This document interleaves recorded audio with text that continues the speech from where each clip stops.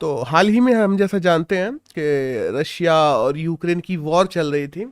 लेकिन इन पूरी वॉर में अगर सही मायनों में कहा जाए तो इंडिया ने क्या जीता है, क्या फायदे हुए हैं इस वॉर से इंडिया को, और कैसे इंडिया ने इस पूरी अपॉर्चुनिटी का फायदा उठाया है, उन सब के बारे में मैंने सोचा आज बात करते हैं। देखो, हम जानते हैं रशिया, यूक्रेन और इनडायरेक्टली बेलारूस भी इस वॉर में कहीं ना कहीं फंसा हुआ है।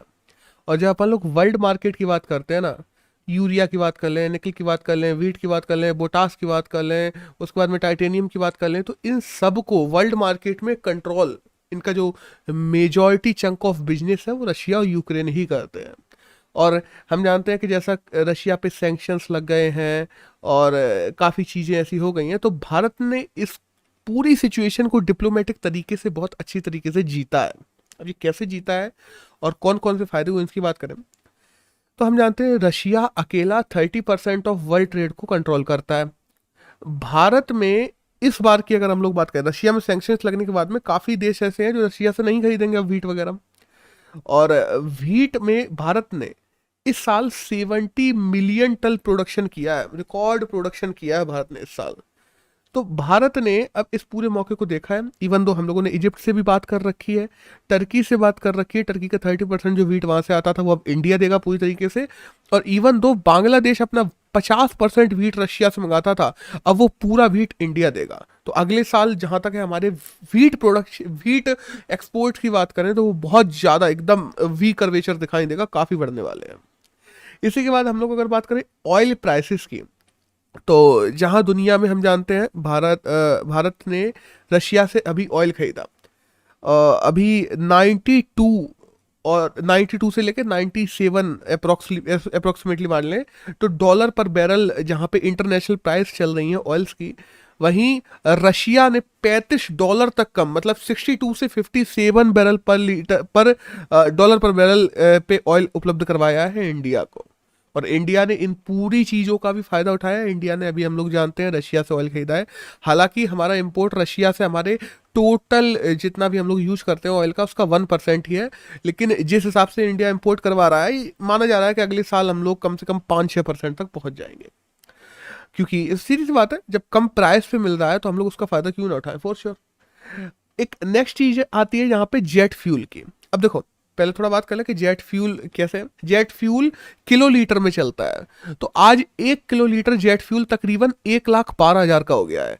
जो अगर हम लोग सीधे जनवरी 2021 की बात करते हैं ना, तो वो 62-63 थाउजेंड का होता था। तो ये ऑलमोस्ट डबल हो गया है। 80 से 85% जो प्राइस है वो राइज हुई है पिछले 1.5 साल में, अगर हम लोग जेट फ्यूल की बात करें। इसके चलते हुए जितनी भी एयरलाइंस हैं, एयरलाइंस को बहुत ज़्यादा कॉस्ट बढ़ गई। सीधी सी बात है, एयर कॉस्ट बढ़ गई है ऑलमोस्ट हर एयरलाइंस की। अभी जो ये वॉर चल रही है, इसके चलते हुए रशिया पे जब सैंक्शंस लगाए गए, तो रशिया ने भी दूसरे देशों पे सैंक्शंस लगाए। तो 36 ऐसी कंट्रीज हैं जिन पर एयर स्पेस बैन कर दिया है रशिया ने।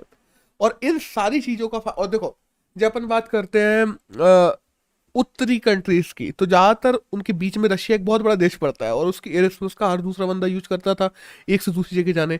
अब अगर तुम घूम के जाओगे, सीधी सी बात है, तुम ऊपर से जा नहीं सकते पोल से, नीचे से जाओगे तो काफी महंगा पड़ेगा और काफी सारे देश हैं जिनसे परमिशन लेनी पड़ेंगी उनको। जब तुम उनके एयर स्पेस यूज करते हो तो कुछ टैक्सेस भी देने पड़ते हैं। इन सब चीजों का फायदा भी इंडिया काफी अच्छे से उठा रहा है, क्योंकि हम लोग जानते हैं हम लोगों को कंपिटिटिव एडवांटेज मिला हुआ है रशिया के। जिस हिसाब से हम लोग एलाय हैं, हम लोगों ने रशिया से बिगाड़ा तो है नहीं है। हम रशिया और रशिया की गुड लिस्ट में इंडिया है। दैट्स वाई वो अभी तक हम लोगों के लिए खुला हुआ है। और ये जेट फ्यूल प्राइस की जब बात करते हैं, तो कंपेरेटिवली इंडिया का एयर एक्सपेंडिचर उतना नहीं बढ़ेगा जितना और कंट्रीज का बढ़ जाएगा।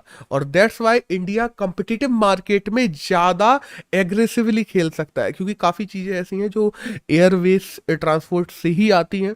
इवन दो हम लोग जानते हैं काफ़ी लोगों को आना जाना भी सुगम पड़ेगा इंडिया से, फॉर श्योर। तो काफ़ी लोग हैं जो इंडिया के रूट को अपनाएंगे, दैट्स वाई। एक नेक्स्ट चीज की बात करें तो आती है आईटी सेक्टर की बात। हम लोग जानते हैं हमारे 50 से 60 हजार आईटी प्रोफेशनल जो है वो अकेले यूक्रेन में काम करते थे, जो इस पूरी वॉर के चलते हुए वापस आ गए हैं।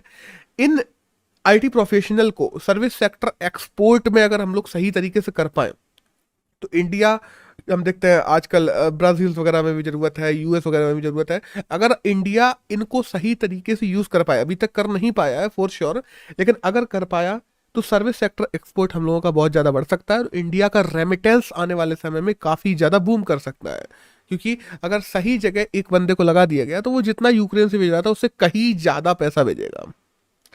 एक नेक्स्ट बात करें तो डिप्लोमेसी की, इस पूरी वॉर में जब बात करें ना, तो इंडिया ने ये साबित कर दिया है कि इंडिया की डिप्लोमेसी कितनी स्ट्रांग है। जहाँ पे हम बात करते हैं, अभी बूचा जब मैसेकर हुआ था तो इंडिया ने रशिया को कंडेम्न भी कर दिया।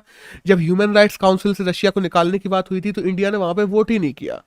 और हम लोग बात करते हैं कि अमेरिका ने इंडिया के खिलाफ काफ़ी कुछ बोला, लेकिन अभी तक कुछ किया है नहीं किया है। साथ ही साथ में हम देखते हैं भारत यूक्रेन को भी ह्यूमैनिटेरियन असिस्टेंस भेज रहा है, एड भेज रहा है।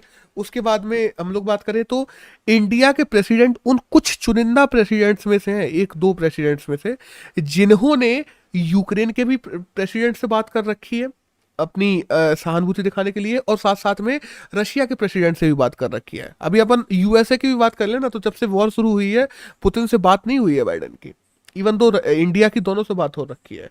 तो जिस हिसाब से इंडिया ने अपनी डिप्लोमेटिक रिलेशन टाइज को बैलेंस किया है इस पूरी स्थिति में, उन सब चीज़ों के चलते हुए इंटरनेशनली भी दिख गया है, ज़्यादातर जितने भी वर्ल्ड लीडर्स हैं सब कहते हैं कि हाँ इंडिया का एक डिफरेंस स्टैंड है और हम तो उसकी इज्जत करते हैं। इंडिया स्टार्टिंग से नेहरू के चलाए हुए नॉन अलायंस मूवमेंट को फॉलो करता चला आया है, और दैट्स वाई इंडिया आज दोनों के साथ खड़ा होते हुए भी किसी एक के प्रति बायस नहीं है। और इस डिप्लोमेटिक अनस्टेबिलिटी को जैसे बैलेंस किया इंडिया ने, ये चीज़ें इंडिया को आने वाले समय में भी फायदा देंगी ही देंगी।